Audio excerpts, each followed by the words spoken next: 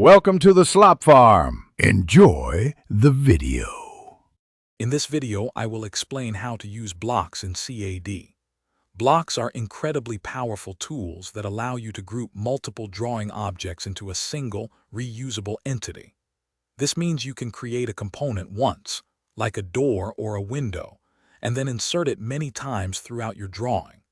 This not only saves you a tremendous amount of time, but also helps maintain consistency across your designs, making your workflow much more efficient.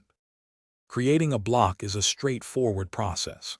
First, you'll select all the individual objects you wish to combine into your block. Then, you'll typically use the block command, often accessed by typing B and pressing Enter. This opens a dialog box where you'll give your block a clear, unique name. Don't forget to define a base point. This is the crucial insertion point for when you place your block into your drawing, making alignment simple and precise. Once you've created a block, inserting it into your drawing is just as easy, usually with the Insert command. You can scale, rotate, or even mirror your blocks as you place them, or modify them later. A huge advantage is that if you edit the original block definition, all instances of that block in your drawing will update automatically, saving you countless hours. If needed, you can also explode a block to break it back into its constituent parts. Beyond basic usage, CAD blocks offer advanced features.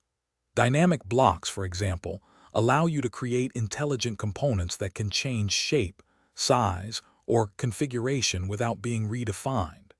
You can also embed attributes within blocks to store important textual data, like part numbers or descriptions.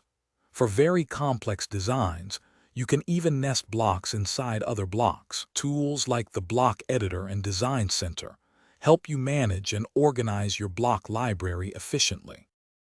Thanks for watching. Consider subscribing if we helped you today.